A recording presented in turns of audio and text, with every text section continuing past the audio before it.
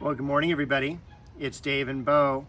This video would have been earlier, but Bo decided to sleep in this morning, so she's just getting up now that it's about 10 o'clock. Today is January the 24th, 2025, and it is a beautiful sunny day here in Southern California. We had a couple 80-degree days this week, but allegedly tonight, tomorrow, Monday, we're gonna have some rain. So we will see about that. I'll believe it when it gets here. But look at that beautiful pink breath of heaven. Used to be diosma was the botanical name. I think they changed it to something else now. But I mean, take a look at all those blooms. And this isn't even really in full bloom yet. So it's really kind of beautiful. And it is trained up as a standard. We'll walk around the garden and see all the cool new things that we did, mostly over here. You can see some new rock work. But let's zip over here just because the pansies are really coming into bloom. Look at those beautiful colors there. Looking forward to the daylilies blooming later in the spring.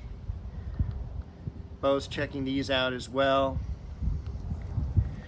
But over here, when we go into the back area, there is less plants. So we'll see where we put them in the garden. Once again, the Leucojum here, just doing fantastic. I finally got to prune this Japanese maple, newly planted from Mr. Maple. Orange Dream, I believe is the name on that variety. So beautiful orange colored foliage in the fall. I planted this plant back here. This was, or is, a clerodendron, has an incredible bloom. Planted the forsythia here. This entire area had to be cleaned out last weekend. That's what I did last Saturday, including pruning back all the French sorrel. Now the French sorrel, I got my first year working at Colorama Nursery. So this is 1998, 1999 at the latest. And it's been with me ever since. I, cut it back, I'll divide it. I do have a couple areas in the yard where this is. But take a look again at that forsythia and what a great winter bloom that is for us here. Also got a carnation down here that was on the patio for most of last year, then got cut back and now it's regrowing, and also an alstroemeria over here. So those are the newly planted plants. We have some scilla coming up that was established.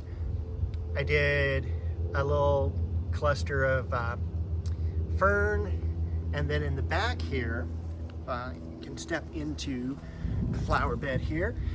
There is kind of a backdrop here for plants of lemon balm.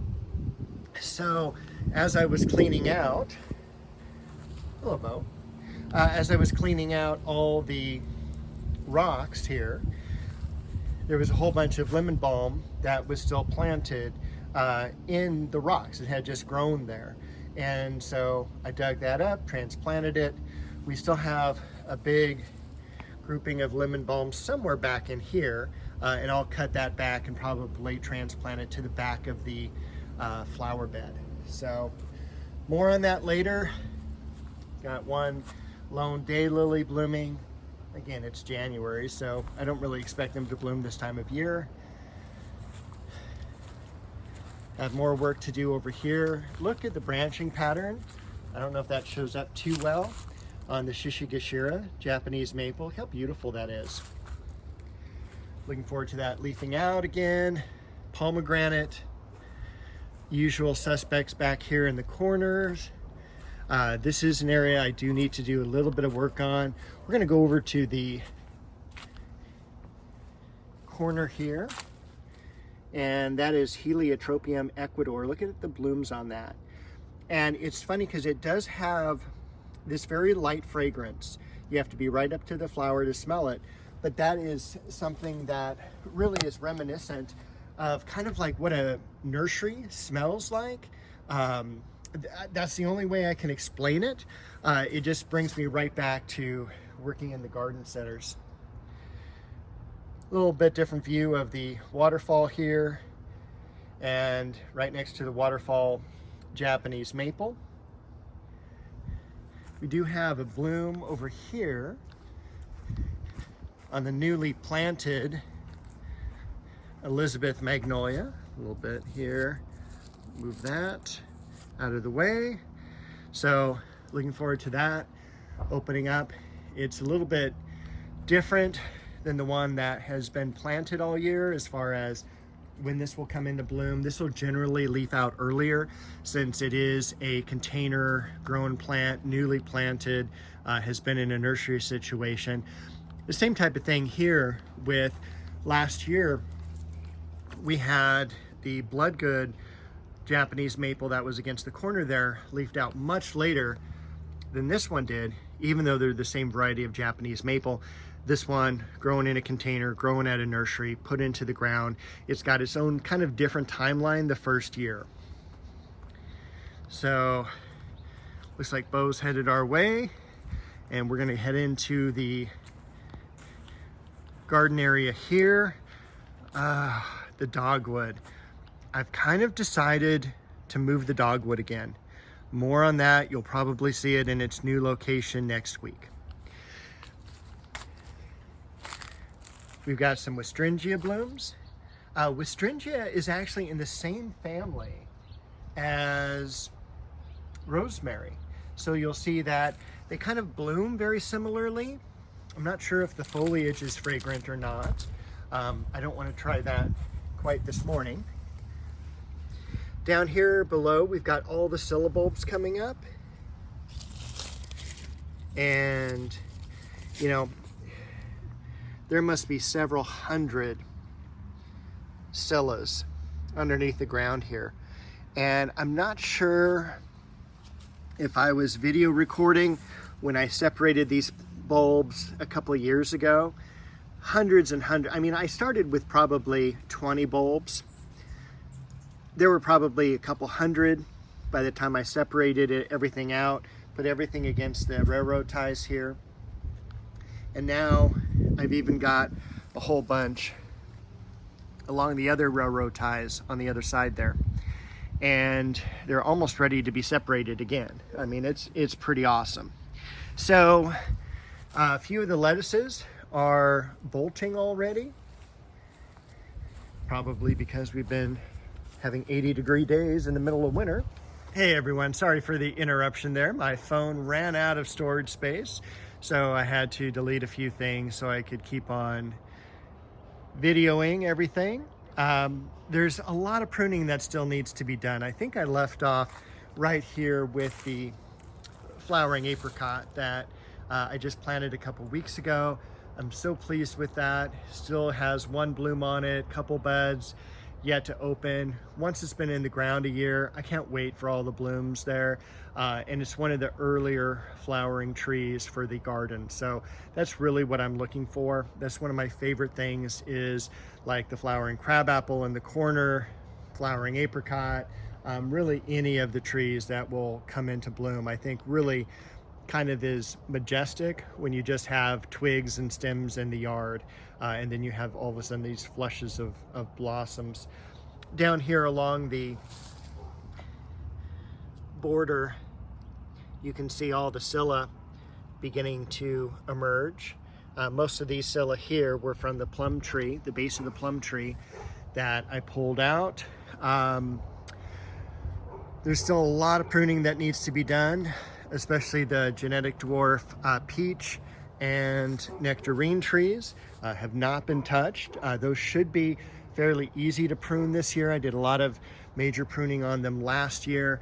I did finish the red dragon Japanese maple.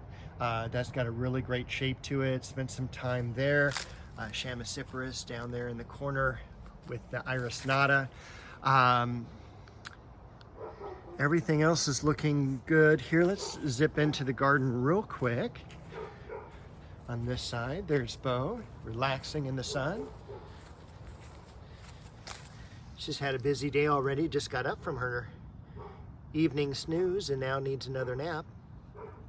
We have a beautiful, and even from here, you can smell the carnation fragrance from these. And they're absolutely stunning. This was from like a 4-inch pot last year, so it's increased in size like 6 or 7 times. We have a bloom on the irises over here. The Tabernet Montana in the background, suffering a little bit. I'm looking forward to that leafing out again once the weather gets warm. Yeah, that juniper definitely has had it. That'll be removed from the yard and put in a Japanese maple in that spot. This is another Westringia. Actually, it looks a little bit more like the rosemary foliage, but this is a white blossom here. This plant back here in the back, that is the mock orange, the original, the Philadelphus, not normally the West Coast mock orange, which is the Pittosporum. No growth yet on the almond bush. Still a few blooms. And really, when has this never not been in bloom? On the sweet pea bush. Still keeping my fingers crossed on the plum tree. It's looking good. One thing you always want to be careful if you are buying bare root fruit trees, and especially as we get later into the season, you want to always check the bark. You don't want the bark to be shriveled. That lets you know that there's really no water left in the canes, and those are not going to leaf out. So it's really important as well, even like with the windy days we've had and things like that. I always wet down the foliage just to, or the stems, just to make sure that they don't dry out. But other than that, I think that's really about it. There's not a whole lot to talk about over on this side this week, just because I did all the work on the flower beds. And this is future Dave here. I forgot to show you the Magnolia. Look at that.